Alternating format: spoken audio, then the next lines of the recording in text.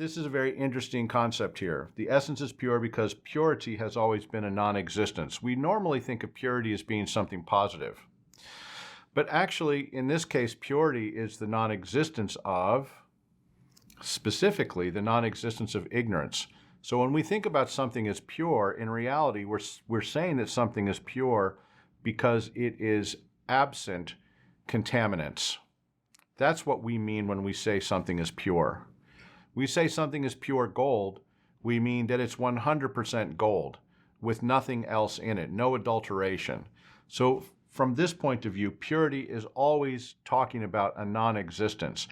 For example, when we talk about luminosity in the Perfection of Wisdom teachings, generally speaking, because the Tibetans translate these things very literally, the term Prabhashwara was translated into Tibetan as Uselwa, literally clear light. If you know, according to the system of Tibetan grammar, the adjective always follows the noun that is modifying. So in this case, you have selwa, which is clear, and you have which is light. So you have clear light.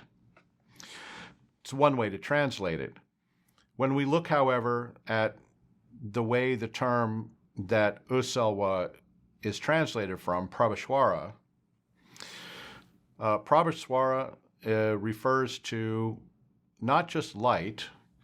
Actually, it's really is a metaphor for the clarity of something. So, for example, we talk about a bodhisattva's voice being Prabhashwara, which means it can be heard no matter how far away you're seated from that person.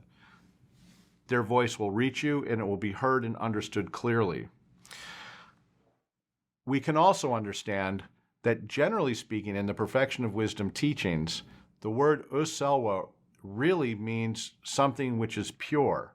So, for example, most people think that Usel is something which only refers to minds. This is how sort of like people who haven't studied very much sort of the Sutrayana texts, that's how they understand this term.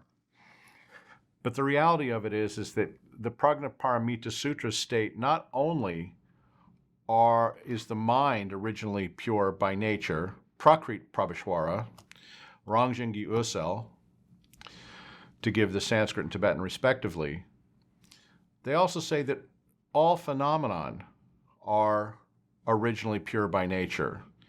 That is, all phenomenon. So that means that Uselwa is not merely a characteristic of minds. It's a characteristic of everything. So when we look and we really find out what this term Uselwa means, it really is a term which refers to purity, actually. So when we say that everything is luminously clear by nature, everything is luminous by nature, everything is clear light by nature, what we're really saying is that everything is pure by nature.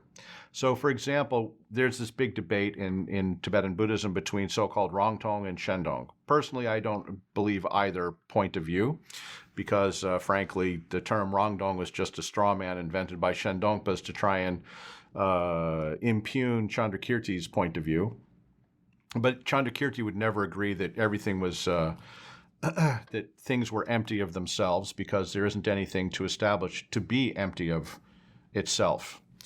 So, but that's a little debate I won't get into right now. The main point here is that since everything is pure by nature, then there's nothing actually to establish as being impure. And the reason why everything is pure by nature from the very beginning is because they're empty.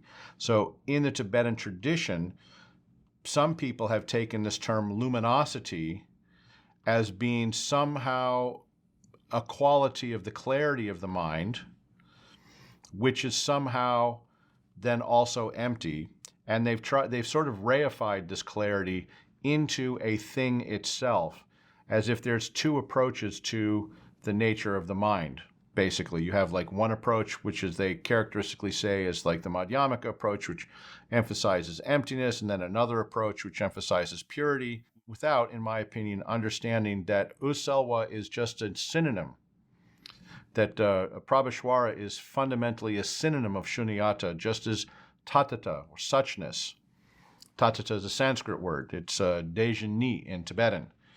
So these three terms, Tatata, Shunyata, Prabhashwara, these are all synonymous. They all have basically the same meaning, but they all describe something a little bit different about reality. So phenomenon are empty.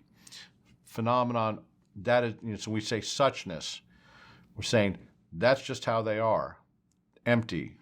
They're also phenomenon are luminous or pure. And the reason why light is used as a synonym of purity is that in this sort of context of ancient India and Tibet and everywhere else in the world, you're going to find out that the most pure thing that people can conceive of is light. Light is the absolute purest thing that they can conceive of. And also the thing about light is that light is empty.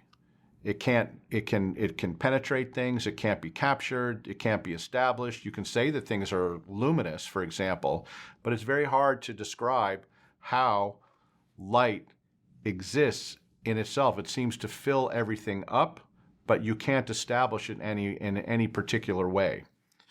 Of course, people understood that light was dependent upon conditions, but then when you actually ask them what is light in itself, all you can say is that light illumines things. That's it.